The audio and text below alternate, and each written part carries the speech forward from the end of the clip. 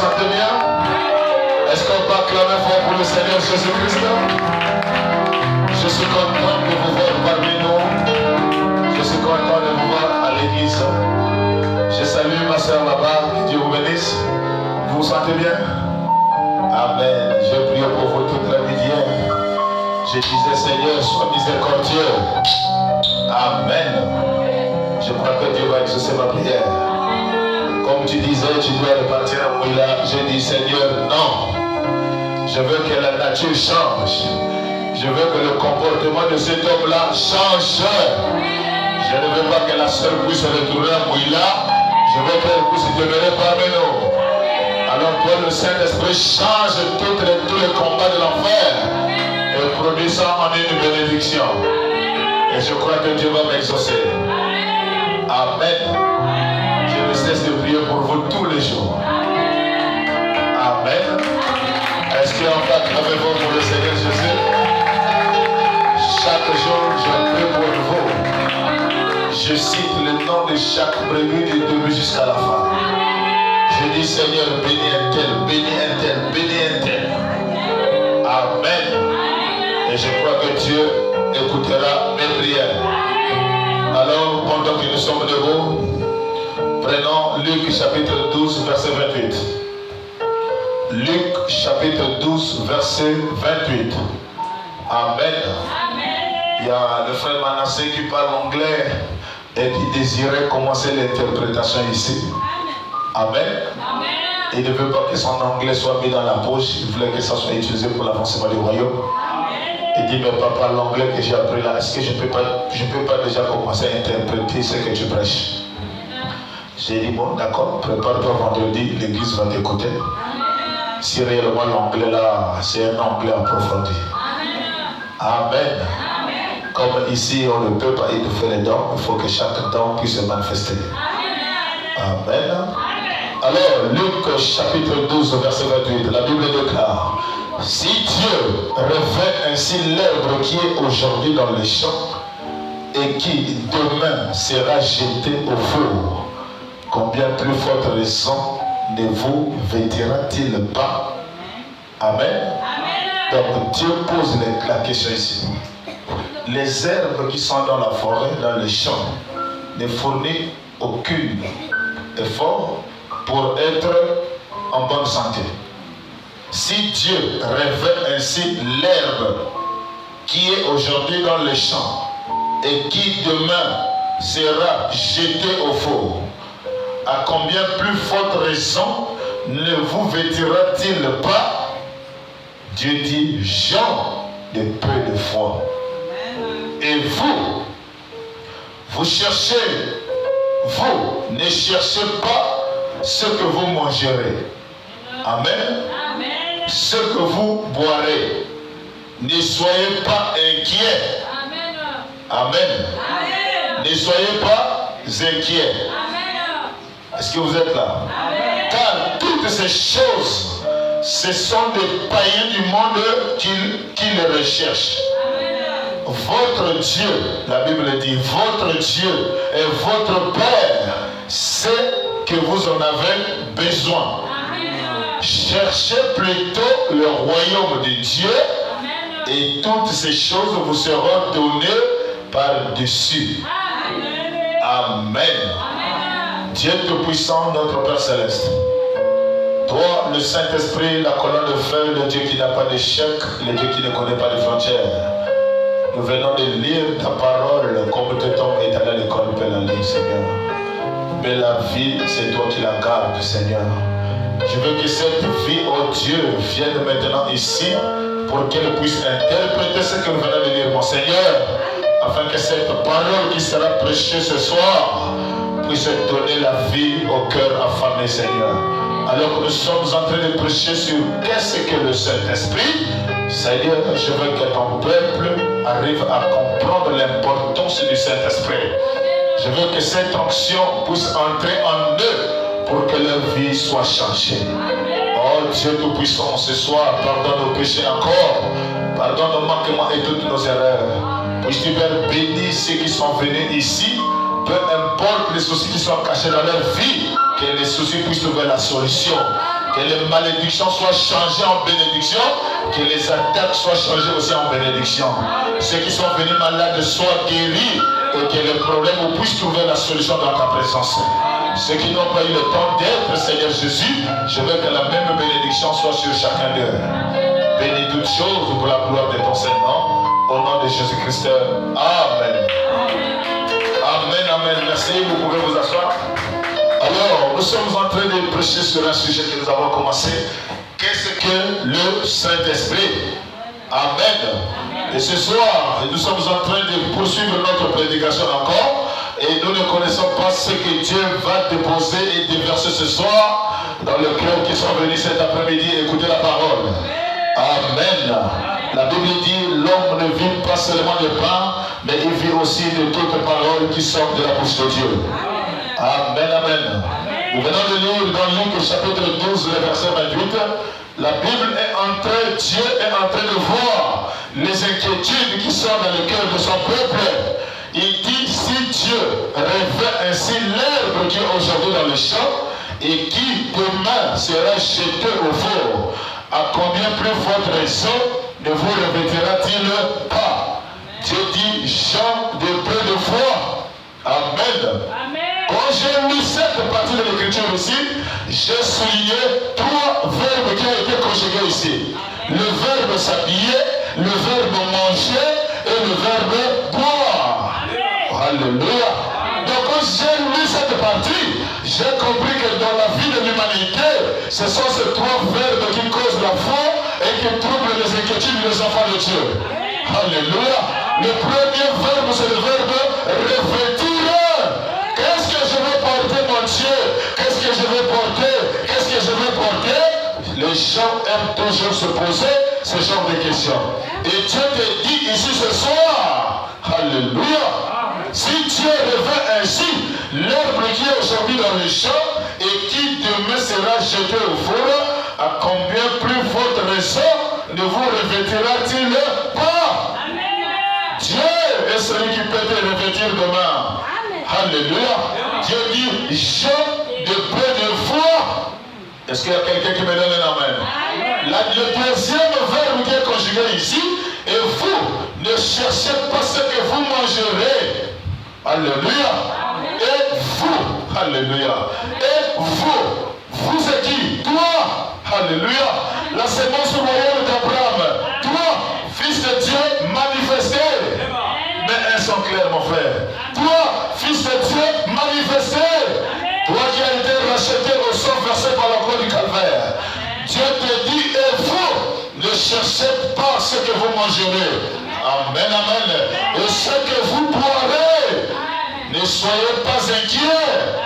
Et vous, alléluia, fils de Dieu prédestiné, la sémence royale d'Abraham, les cellules de l'Éternel. Vous, ne vous inquiétez pas. La Bible dit, car toutes ces choses-là, ce sont les païens du monde qui le cherchent. Mais votre Père, la colonne de feu, le Saint-Esprit, il connaît de quoi vous en avez besoin. Qu'est-ce que Dieu veut dire par ici, mon frère? Le verbe revêtir, le verbe manger, le verbe boire, ce sont ces trois verbes-là qui donnent le souci aux enfants de Dieu. Et Dieu te dit ici, mon frère, les soucis que tu mets dans le verbe manger, les soucis que tu mets dans le verbe boire, si ces soucis-là, si cette soif-là, si cette angoisse-là était mise à la recherche du Saint-Esprit, Dieu devrait te l'accorder depuis le même jour-là. Est-ce qu'il y a quelqu'un qui me donne un amen? Alléluia. Les gens sont capables de chercher la nourriture. Quelqu'un va se réveiller à 4 heures pour aller chercher le travail. Mais quelqu'un ne pourrait pas se réveiller à 4 heures pour demander à Dieu, donne-moi le Saint-Esprit. Et pourtant c'est le même soif, c'est le même désir. Est-ce qu'il y a quelqu'un qui me donne un amen? Si vous me donnez des amens, je vais commencer à courir dans la salle. La Bible dit, car toutes ces choses-là, ce sont des païens du monde qui le cherchent. Votre Père sait de quoi vous en avez besoin. besoin.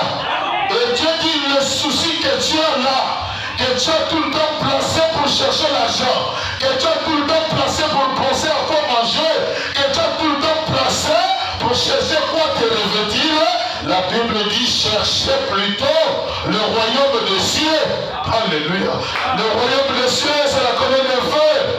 Le royaume des cieux, c'est le Saint-Esprit. Le royaume des cieux, c'est la divinité dans le cœur. Est-ce qu'il y a quelqu'un qui me donne un amen?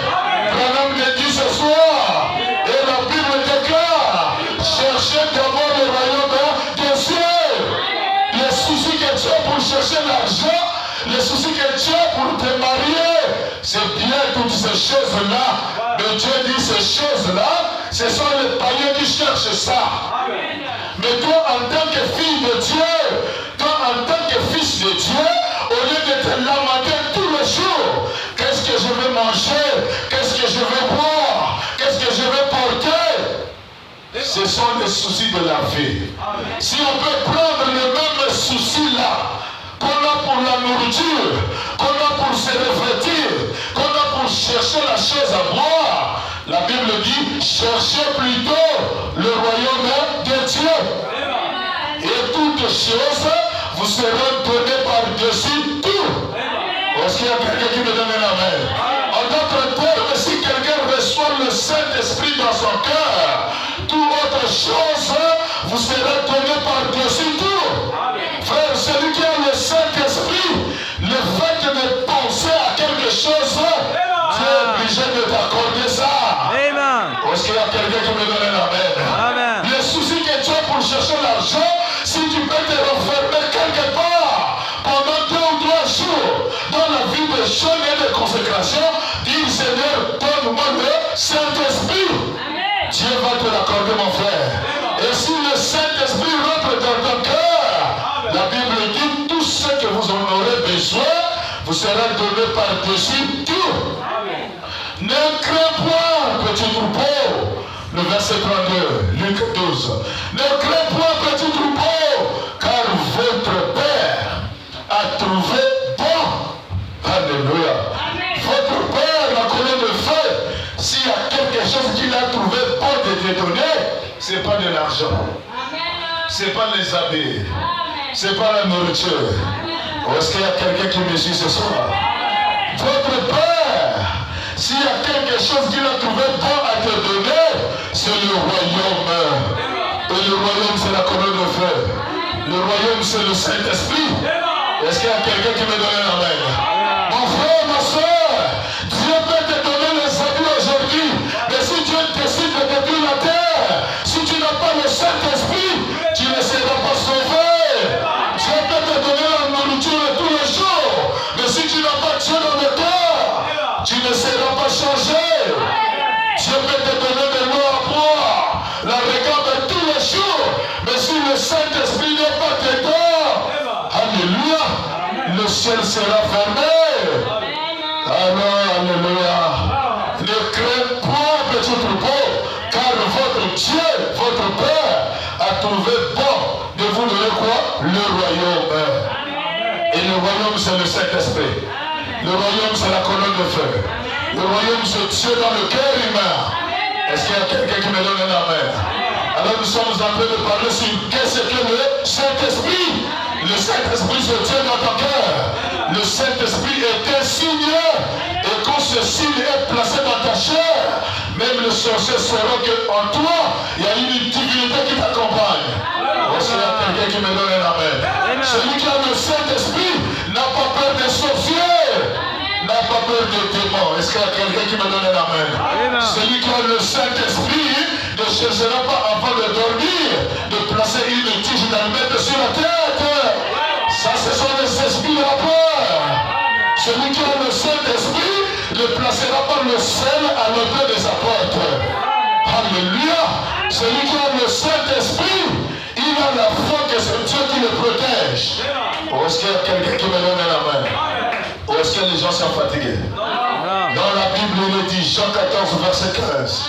Si vous m'aimez, gardez mes commandements. Et moi, je prierai le Père. Il vous donnera un autre consolateur.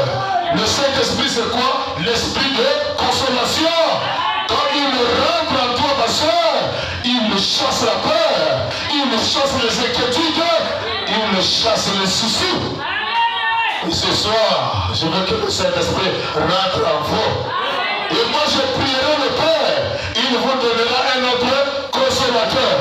Le Saint-Esprit, c'est le consolateur, afin qu'il demeure éternellement en vous. Est-ce qu'il y a quelqu'un qui me donne un amen? Quand l'esprit de la consolation rentre en toi, c'est la paix totale. Que tu manges et que tu ne manges pas, tu sais que celui qui t'a envoyé sur la terre ne t'a jamais oublié. Alléluia. Je prierai le Père et il vous donnera un autre consolateur, afin qu'il demeure éternellement avec vous. Est-ce qu'il y a quelqu'un qui me donne un amen?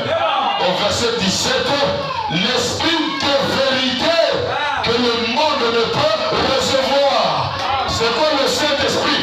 L'esprit de vérité. Et quand cette action rentre en toi, il chasse le mensonge. Alléluia. Parce que le Saint-Esprit est un esprit de vérité. Branham déclare, celui qui a le Saint-Esprit dira toute la vérité à chaque occasion. Est-ce qu'il y a quelqu'un qui me donne la main? Celui qui n'a pas le Saint-Esprit, c'est le verbe de mentir qui se conjugue tout le temps sur ses lèvres. Alléluia. Jean 14, verset 17. L'esprit de vérité que le monde ne peut recevoir parce qu'il ne le voit point et ne le connaît point. Mais vous le connaissez car il demeure avec vous et il sera en vous. C'est quoi le Saint-Esprit? L'esprit de vérité. Le Saint-Esprit, c'est le consolateur. Jean 14, verset 19. La Bible déclare, encore un peu de temps, le monde ne me verra plus. Mais vous me verrez. Car je vis et vous vivrez aussi. Celui qui a le Saint-Esprit vit. Alléluia. Il n'est pas mort. C'est un croyant qui vit à chaque instant. Branham dit, il est comme le puits artésien. Alléluia. Le puits artésien, c'est une source qui prend les origines dans le caillou. L'eau, quand ça sort à la surface, l'eau la bouillonne toujours. C'est une eau qui est toujours joyeuse à chaque instant. On appelle ça le puits artésien. Alléluia. Les gens qui sont nés au village, ils connaissent comment l'eau qui sort du rocher, cette eau la bouillonne à chaque instant.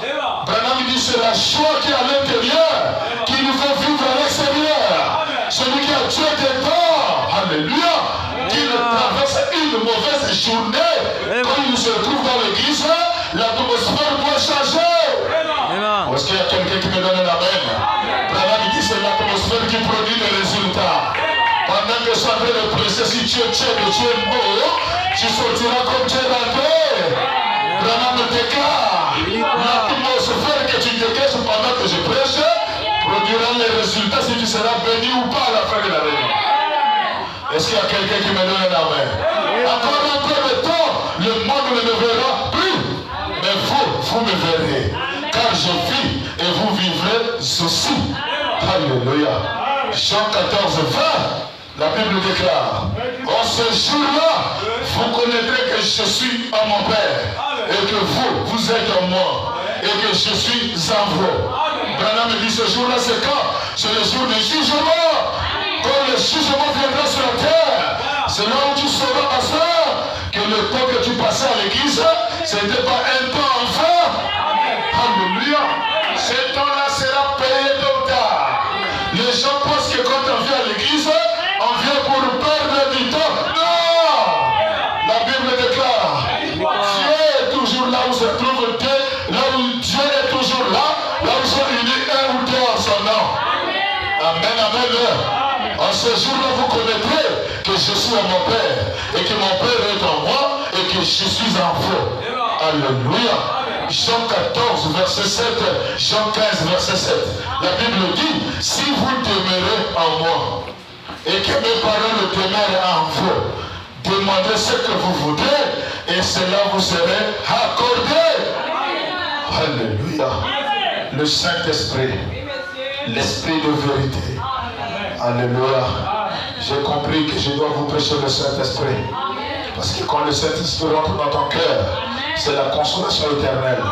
Quand le Saint-Esprit rentre en toi, c'est l'esprit de vérité. Le mensonge t'amènera en enfer. Dire la vérité en chaque occasion, même si cela va te coûter cher, mais il faut dire la vérité. Celui qui a le Saint-Esprit dans son cœur dira toujours la vérité en chaque occasion. Le Saint-Esprit, c'est l'esprit de consolation. Le Saint-Esprit, c'est une alliance.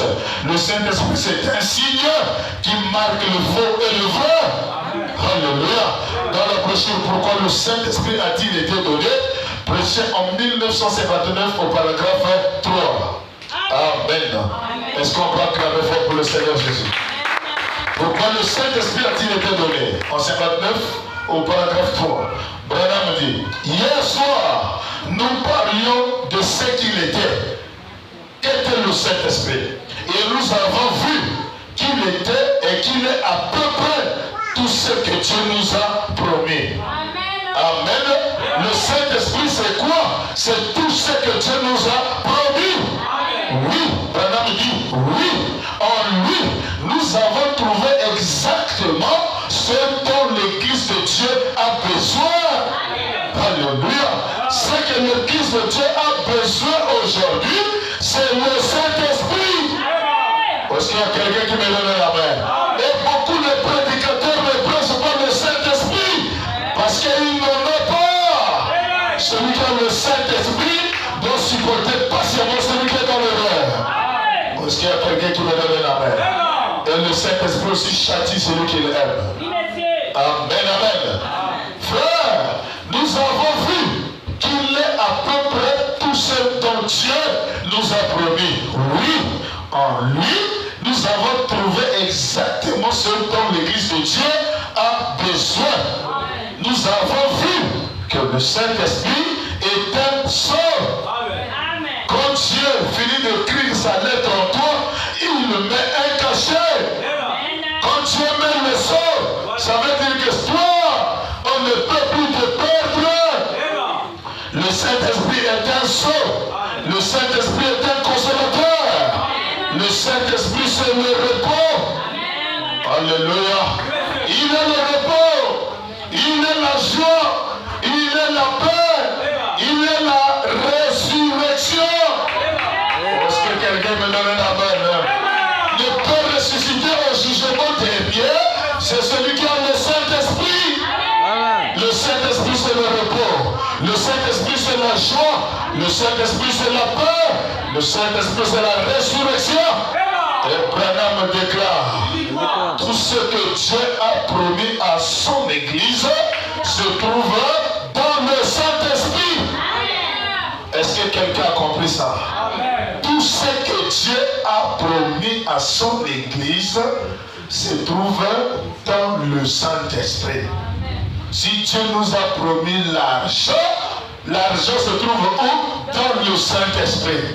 Si Dieu nous a promis le mariage, un bon mariage se cache où? Dans le Saint-Esprit.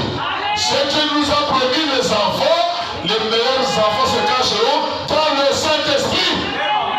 Est-ce qu'il y a quelqu'un qui me donne la main? Si tu te maries en dehors du Saint-Esprit, par la choix par la convoitise des yeux, tu vas tomber par un frère païen. Un frère Koumoutchese. Est-ce qu'il y a quelqu'un qui me donne la main? Il y a des gens qui se font chrétiens dans le but d'aller chercher une femme. Branham déclare, en réalité, on ne marie pas un frère. On ne marie pas une soeur. Tu dois épouser sa famille. Tu dois connaître dans quelle famille il sort. Il se peut que son père soit un sorcier. On ne dit pas oui à un frère sans d'abord étudier les arrière-parents. Tu vas aller tomber dans une famille où tous les enfants tombent malades tout le temps. Est-ce qu'il y a quelqu'un qui me donne la main? Le Saint-Esprit. Alléluia. Tout ce que Dieu nous a promis, tout ce que Dieu a promis à son Église, se trouve où? Dans le Saint-Esprit. En d'autres termes, si tu veux te marier, prie Dieu. Seigneur, est-ce que cet homme ici, c'est toi qui l'envoie?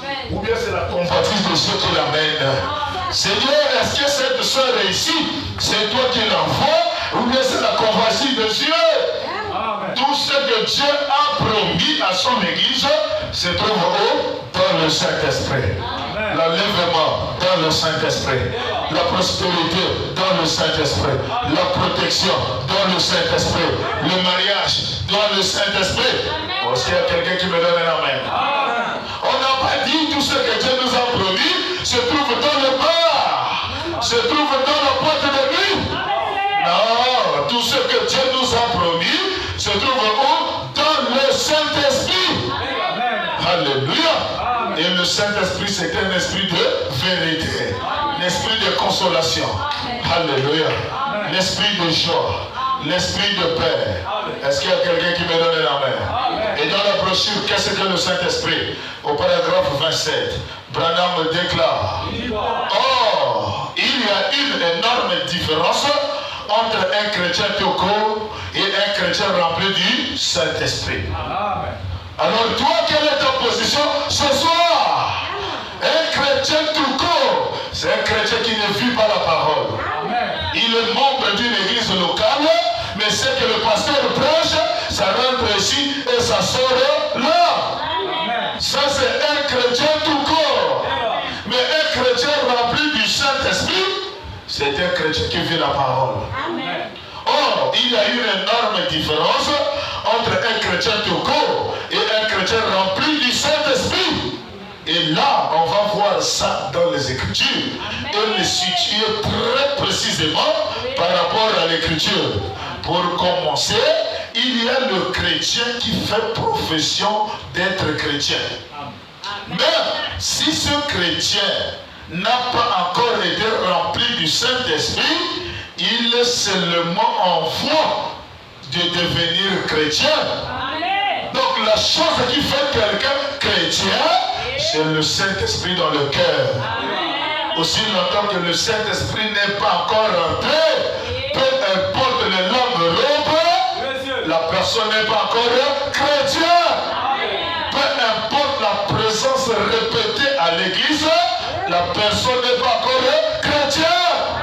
La chose qui fait de toi chrétien, c'est le Saint-Esprit. Est-ce qu'il y a quelqu'un qui me donne un amen?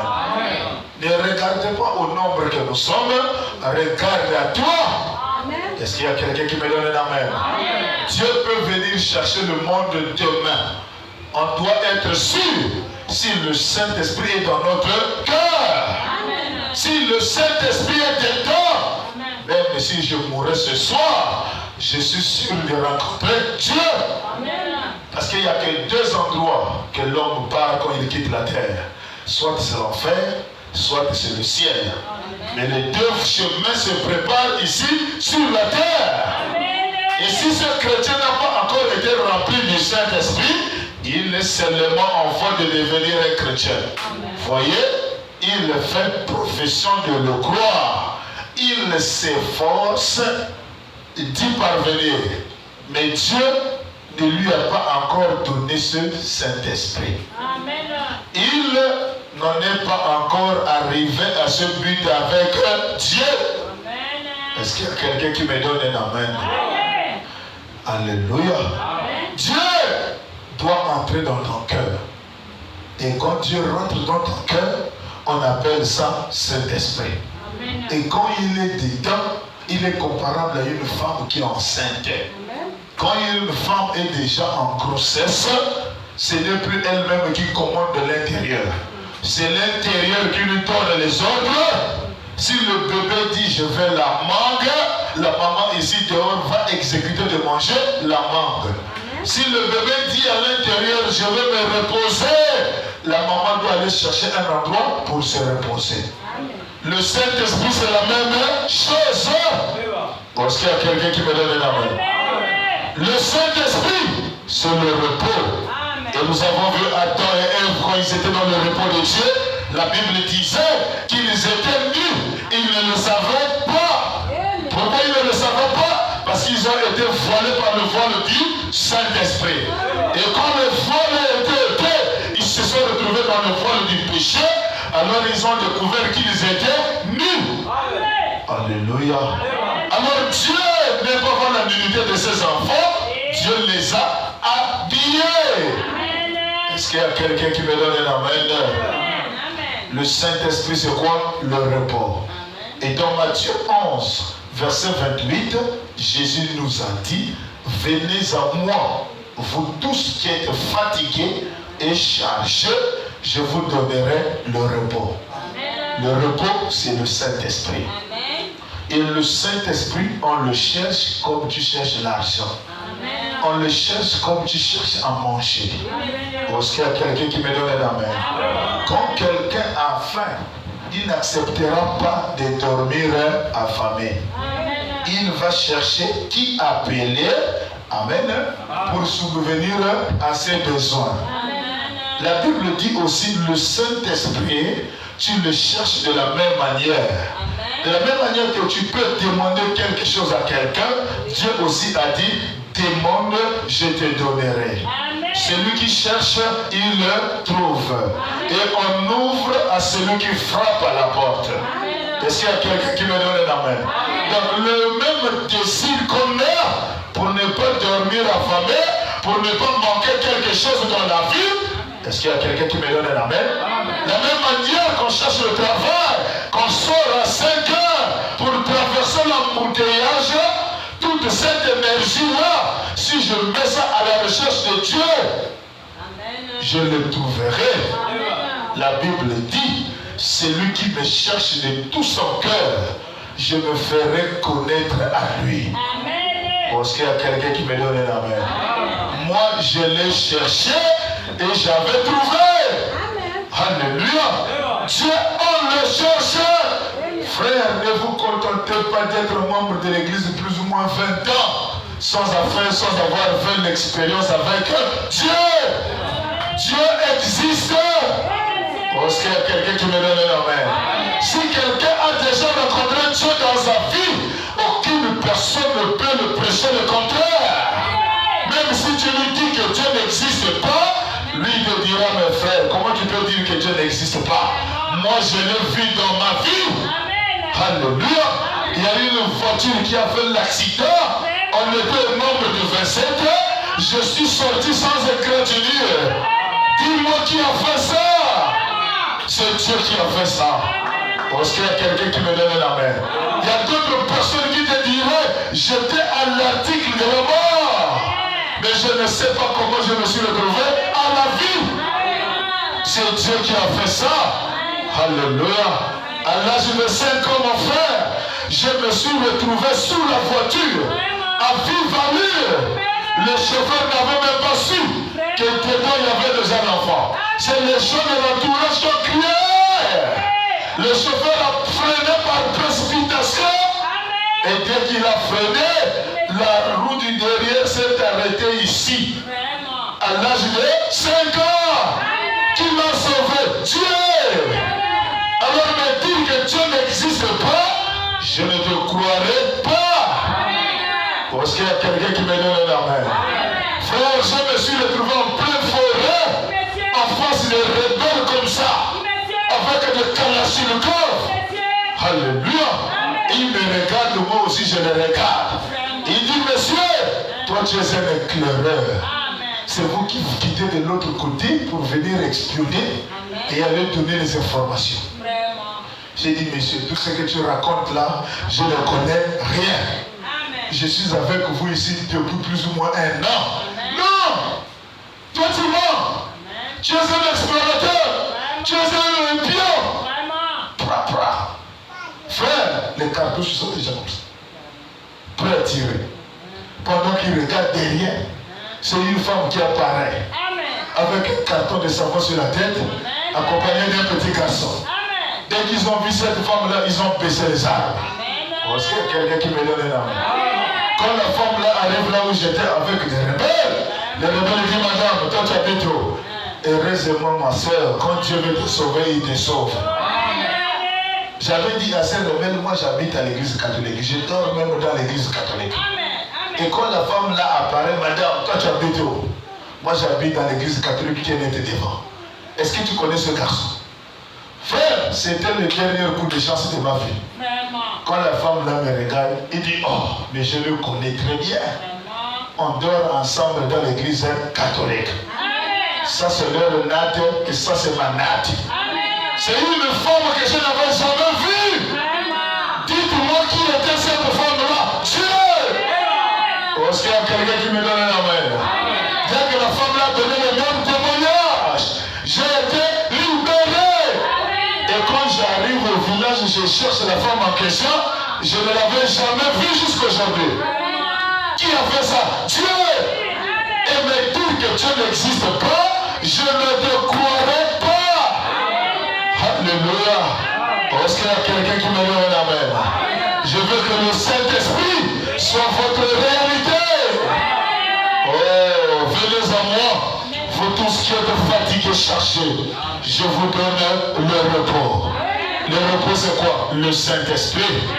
Et dans Hébreux chapitre 4, le premier verset, il est dit, craignons donc, tandis que la promesse d'entrer dans son repos subsiste encore. Amen. Craignons, en d'autres termes, faisons l'effort. Craignons donc, tandis que la promesse d'entrer dans son repos subsiste encore. Que chacun de vous ne paraisse pas être venu trop tard. Alléluia. Ne dites jamais que c'est déjà trop tard. Il n'est pas encore trop tard. Dieu peut te donner le Saint-Esprit ce soir. Branham me dit, on la mange en disant Amen à la parole. Ne craignons donc pas, tandis que la promesse d'entrer dans son repos subsiste encore. Aucun de vous ne paraisse être venu en retard.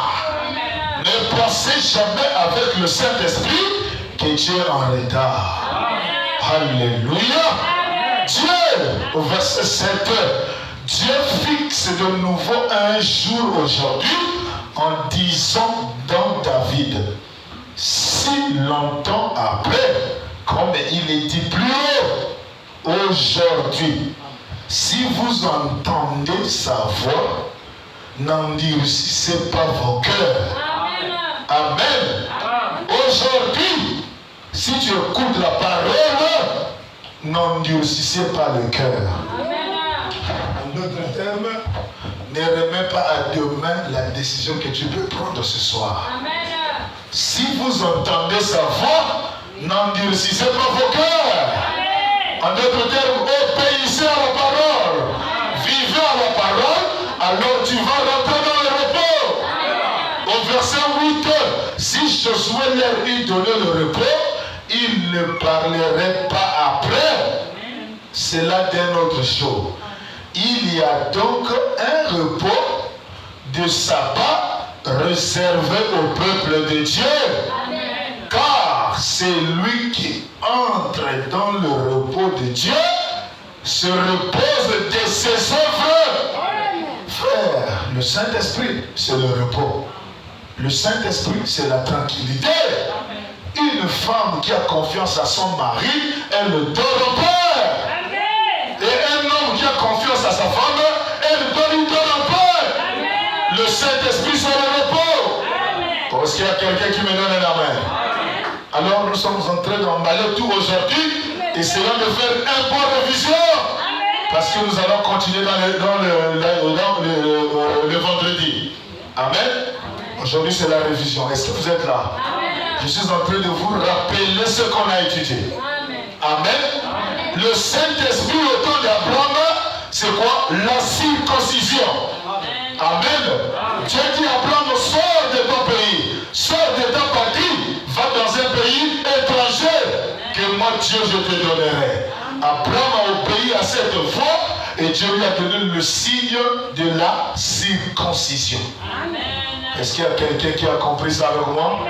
Et nous avons dit que la circoncision fait mal. Amen. Un homme de 100 ans avait accepté d'être circoncis. Et Branham dit la circoncision, c'est ôter les surprises. Enlever les choses qui dérangent. Enlever les choses qui feront obstacle pour que le Saint-Esprit ne puisse pas entrer. Est-ce qu'il y a quelqu'un qui me donne un amen? Le Saint-Esprit, c'est une alliance. Le Saint-Esprit, c'est une bénédiction. Et quand Dieu dit à Abraham, la circoncision vous sera donnée comme un signe dans la chair, et ce signe sera observé par toi, Abraham, et à toute ta postérité. Amen. Nous avons vu Moïse partant aller prêcher la parole, il avait oublié de circoncire ses enfants. Et Dieu a voulu tuer Moïse au milieu du voyage. Amen. Si Séphora n'était pas là, Moïse, malgré sa circoncision, malgré la commission, Dieu devrait tuer Moïse. C'est pour vous dire que le Saint-Esprit est très important. Le Saint-Esprit est très capital. Est-ce qu'il y a quelqu'un qui me donne la main? Est-ce que vous n'aimez pas le Saint-Esprit? Vous aimez le Saint-Esprit? Est-ce que vous aimez le Saint-Esprit? Ou bien ce n'est pas encore le temps de prêcher sur le Saint-Esprit? La Bible dit Exode, Genèse 17, verset 14. Genèse 17, verset 14. Genèse 17, verset 14. Genèse 17, verset 14. La Bible dit, un mâle incirconcis, qui n'aura pas été circoncis dans sa chair, sera exterminé au milieu de son peuple. Il aura violé mon alliance. Amen. Donc la circoncision au temps d'Abraham, c'était quelque chose d'important. Un homme qui n'est pas circoncis, c'est quelqu'un qui viole l'alliance. Et il doit être ôté au milieu du peuple. Est-ce qu'il y a quelqu'un qui me donne l'amen? Le Saint-Esprit, c'est la même chose. Quelqu'un qui n'a pas le Saint-Esprit va déranger toutefois l'adoration. Est-ce qu'il y a quelqu'un qui me donne l'amen? Est-ce que vous êtes là? Alléluia. Aujourd'hui, maintenant, nous allons maintenant rentrer dans une nouvelle chose. Exode chapitre 12, le premier verset. Le changement de l'alliance. Amen. L'alliance qui était dans la chair, Dieu veut enlever ça de la chair pour amener ça dans le cœur humain. Et Dieu donne la préfiguration. Amen. L'Éternel dit à Moïse et à Aaron dans le pays de l'Égypte, ce mois-ci, quel était ce mois? Le mois d'avril. Ce mois-ci sera pour vous le premier de mois. Il sera pour vous le premier de mois de l'année. Parlez à toute l'assemblée d'Israël et dites le 10e jour de ce mois, on prendra un agneau pour chaque famille, un agneau pour chaque maison. Si la maison est trop peu nombreuse pour un agneau, on la prendra avec son plus proche voisin, selon le nombre de personnes. Vous compterez pour cet agneau d'après ce que chacun peut manger. Ça sera un agneau sans défaut, âgé d'1 an. Vous pourrez prendre un agneau ou un chevreau. Vous le garderez jusqu'au 14e jour de ce mois. Et toute l'assemblée d'Israël l'immolera entre les deux soirs. Amen. On prendra de son sang et on mettra sur les deux poteaux et sur le linteau de la porte des maisons où l'on mangera, où l'on le mangera. Cette même nuit, on mangera la chair rôtie avec le feu. On la mangera avec des pains sans levain et des herbes amères. Vous ne la mangerez point à demi-cuit. Oh là là. Amen. Ça c'est des bonnes choses. Amen. Frère, ici, l'adoration change. On quitte vers la circoncision pour entrer vers le sang versé. Amen. Et l'agneau qui a été attrapé en Égypte n'est rien d'autre que le Seigneur Jésus-Christ. Amen. Et c'était un agneau mâle. L'agneau sans défaut. Oh, je commence à me sentir religieux. Est-ce que vous aussi vous sentez un peu religieux? La Bible dit ça sera un agneau malheur, sans défaut. Oh, est-ce qu'il y a quelqu'un qui me donne un amen? S'il y a quelqu'un qui était ici sur la terre, en qui on n'a pas trouvé le défaut, c'était le Seigneur Jésus-Christ. Et c'est lui l'agneau de Pascal. Et on a récupéré le sang de cet agneau-là. La Bible déclare. Oh là là là là, le chiffon. La Bible déclare, quand l'agneau a été tué en Israël, ils ont récupéré le sang. Et le sang doit nous servir d'expiation. Ils ont dit, mon frère, chaque maison dans laquelle l'agneau est en train d'être mangé, vous prendrez le sang de cet agneau-là, vous appliquerez sur le linteau de la porte, vous appliquerez sur le bâton de la porte. Est-ce qu'il y a quelqu'un qui me donne un amen? Et n'oubliez pas que l'agneau qui est tué ici, c'est un agneau mâle, âgé de 1 an. Et le sang doit être appliqué sur le linteau et sur le poteau. Branham déclare, que signifie le poteau et le linteau? C'est le signe de la croix. Est-ce que vous êtes là? Vous voyez déjà ici la croix qui se forme. Il y a le cadre ici, mais la Bible dit, vous prenez le sang, vous appliquez sur le linteau et sur le manteau. C'est l'image de Jésus qui va mourir à la croix du Calvaire. Alléluia.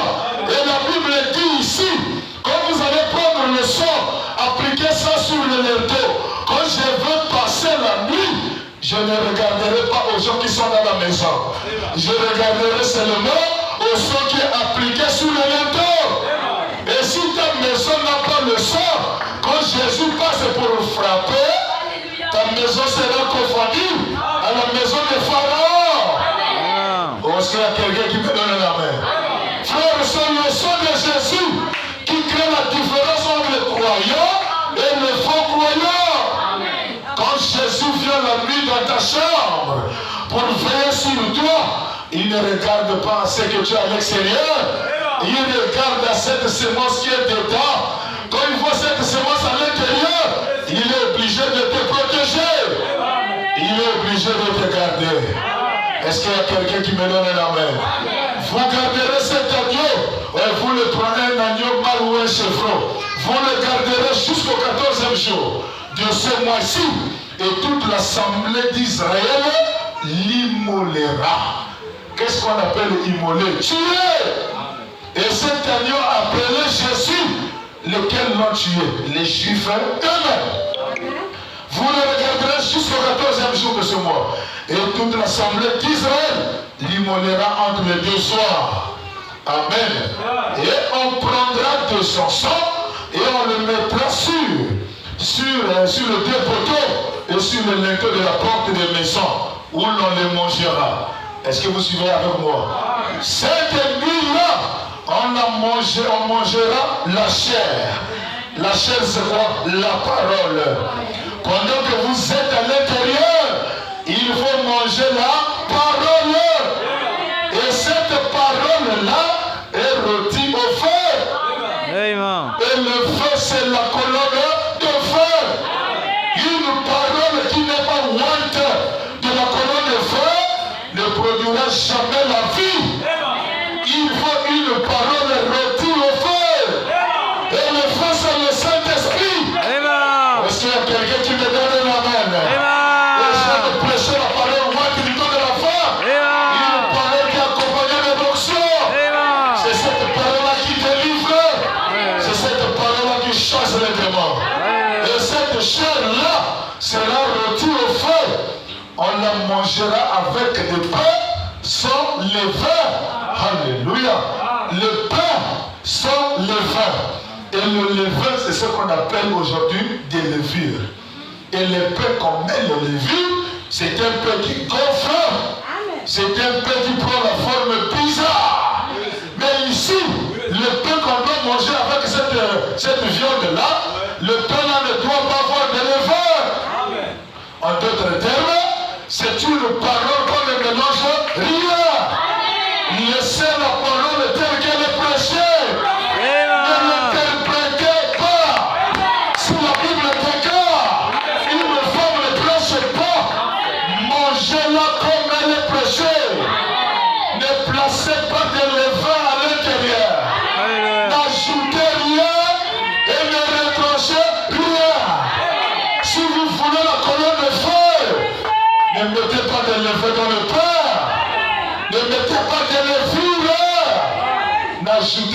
sucre, laissez la parole comme elle est écrite, avec des pains sans levain, avec des herbes amères.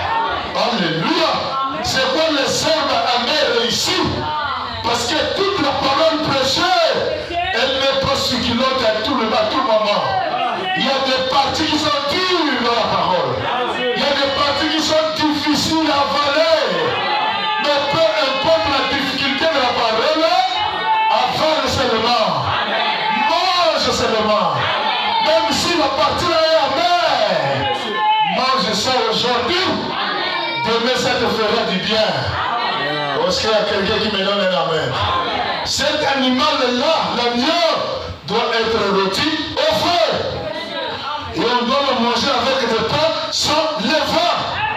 Et avec des herbes amères.